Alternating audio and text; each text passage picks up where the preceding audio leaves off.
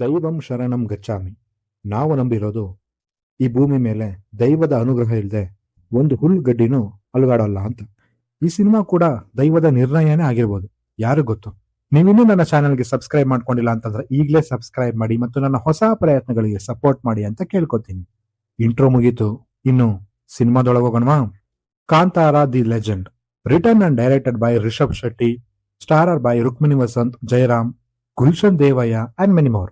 ಸಿನಿಮಾದ ಪಾಸಿಟಿವ್ ವಿಷಯಗಳಿಗೆ ಬರೋದಾದ್ರೆ ಅದು ಇಲ್ಲಿನ ಎಕ್ಸಿಕ್ಯೂಷನ್. ಲಿಟ್ರಲಿ ಪ್ರತಿ ಫ್ರೇಮ್ ನಲ್ಲೂ ಅವ್ರು ಹಾಕಿರುವಂತ ಬಂಡವಾಳ ಎದ್ದು ಕಾಣಿಸ್ತಾ ಇದೆ. ಪ್ರೊಡಕ್ಷನ್ ಡಿಸೈನ್ ಅವರು ಒಳ್ಳೆ ಕೆಲಸನೇ ಮಾಡಿದ್ದಾರೆ ಅಂತ ಹೇಳ್ಬೋದು. ಇಂಥ ಒಳ್ಳೆ ಸಿನಿಮಾನ ನಮ್ಮ ಕನ್ನಡ ಇಂಡಸ್ಟ್ರಿ ಕೊಟ್ಟಿರೋದಕ್ಕೆ ಹೊಂಬಾಳೆ ಫಿಲಮ್ಸ್ ಅವ್ರಿಗೆ ಅಪ್ರಿಸಿಯೇಷನ್ ಅಂತೂ ಕೊಡ್ಲೇಬೇಕು.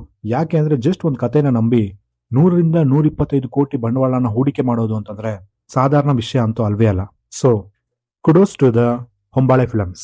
ಇನ್ನು ಸ್ಟೋರಿ ವಿಷಯಕ್ಕೆ ಬರೋದಾದ್ರೆ ಆಸ್ ಯೂಶಲ್ ನೀವು ಟ್ರೈಲರ್ ಅಲ್ಲಿ ನೋಡಿರೋ ಹಾಗೇನೆ ಟ್ರೈಬ್ಸ್ ಮತ್ತು ರಾಜ ಮನೆತನಗಳ ನಡುವೆ ನಡೆಯುವಂತ ಒಂದು ಕಾನ್ಫ್ಲಿಕ್ಟ್.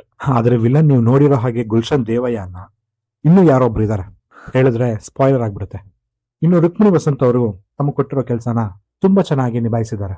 ಪ್ರತಿಯೊಂದು ಆಕ್ಷನ್ ಸೀಕ್ವೆನ್ಸಸ್ ಕೂಡ ಹೊಸದಾಗಿತ್ತು, ಲೈಕ್ ಒಂಥರ ಡಿಫ್ರೆಂಟ್ ಅಪ್ರೋಚ್ ನಲ್ಲೇ ಬಂದಿದ್ದಾರೆ. ಓವರ್ ಆಗಿ ಒಂದು ಗುಡ್ ವಾಚ್ ಅಂತ ಹೇಳಲಿಕ್ಕಾಗಲ್ಲ, ಯಾಕಂತಂದ್ರೆ ನೆಗೆಟಿವ್ಸ್ ಕೂಡ ಈ ಸಿನಿಮಾದಲ್ಲಿ ಅಷ್ಟೇ ಇದೆ. ಮೊದಲನೇ ನೆಗೆಟಿವ್ ಬಂದು ಈ ಸಿನಿಮಾದ ಫಸ್ಟ್ ಹಾಫ್ ತುಂಬಾನೇ ಡ್ರ್ಯಾಗ್ ಮಾಡಿದ್ದಾರೆ ಅಂತ ಅನಿಸ್ತಿತ್ತು. ಅಂಡ್ ಅಲ್ಲಿ ಬಂದಂತ ಕಾಮಿಡಿ ಸೀಕ್ವೆನ್ಸಸ್ ಕಾಂತಾರ ಸಿನಿಮಾದಲ್ಲಿ ವರ್ಕ್ ಆಗದ ಹಾಗೆ ಕಾಮಿಡಿಲಿ ವರ್ಕ್ ಆಗ್ಲಿಲ್ಲ. ಎಕ್ಸ್ಟ್ರಾ ಫಿಲ್ಲರ್ಸ್ ತರ ಆಡ್ ಆಗ್ತಾ ಹೋಗ್ತಿದ್ವು. ಅರೆ ಈ ಕಾಮಿಡಿಗಳನ್ನೆಲ್ಲ ಬಿಟ್ಟು ಬೇಗ ಪಾಯಿಂಟ್ಗೆ ಬನ್ನಿ ಅನ್ನೋ ರೀತಿ ಇತ್ತು ಅಲ್ಲಿನ ಸಿಚುಯೇಷನ್. ಎಡಿಟಿಂಗ್ ಇನ್ನೂ ಕ್ರಿಸ್ಪ್ ಆಗ್ಬೋದಾಗಿತ್ತು. ಇನ್ನು ದೈವ ವಿಷಯಕ್ಕೆ ಬರೋದಾದ್ರೆ ರಿಷಬ್ ಶೆಟ್ರು ಹೀಗೆ ಮಾಡ್ತಾರೆ ಅಂತ ಎಲ್ರಿಗೂ ಗೊತ್ತಿತ್ತು.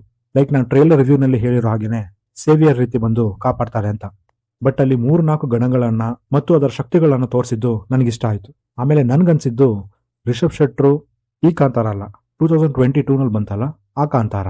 ಆ ಟೈಮ್ ನಲ್ಲಿ ರಿಷಬ್ ಶೆಟ್ರು ಹೇಳಿದ್ದು ನನಗೆ 2 ಪಾರ್ಟ್ ಮಾಡುವಂತ ಯಾವುದೇ ಯೋಚನೆ ಇಲ್ಲ ಅಂತ. But after the youth success of Kantara chapter 1 ನ ಮಾಡ್ತೀವಿ ಅಂತ ಅನೌನ್ಸ್ ಮಾಡಿದ್ರು. ಅವಾಗ ನಂಗೆ ಅನ್ಸಿದ್ದು, ಅರೆ ಚಿತ್ರಕ್ಕೆ ಪ್ರಾಪರ್ ಆಗಿ ಎಂಡ್ ಆಗಿದೆಯಲ್ಲ, ಇದಕ್ಕೆ ಇನ್ನೊಂದು ಪಾರ್ಟ್ ಅವಶ್ಯಕತೆ ಇತ್ತಾ ಅಂತ. ಬಟ್ ಸಿನಿಮಾ ನೋಡಾದ್ಮೇಲೆ ಅದಕ್ಕೆ ಪ್ರಾಪರ್ ರೀಸನಿಂಗ್ ನ ಕೊಟ್ಟಿದ್ದಾರೆ. ನನ್ನ ಪ್ರಕಾರ ಓವರ್ ಆಗಿ ಹೇಳ್ಬೇಕು ಅಂತಂದ್ರೆ ಸಿನಿಮಾ ಆವರೇಜ್ ಆಗಿತ್ತು. ಬಿಕಾಸ್ ನನ್ನ ಎಕ್ಸ್ಪೆಕ್ಟೇಷನ್ ಬೇರೆ ಇತ್ತು. ಅಂಡ್ ಎಸ್ಪೆಷಲಿ ನಾವು ದೈವಗಳನ್ನ ನಂಬೋರಾಗಿರೋದ್ರಿಂದ ದೈವನ ಈ ತರ ಸ್ಕ್ರೀನ್ ಮೇಲೆ ನೋಡಿ ಖುಷಿ ಪಡೋದಕ್ಕಾಗೋದಿಲ್ಲ.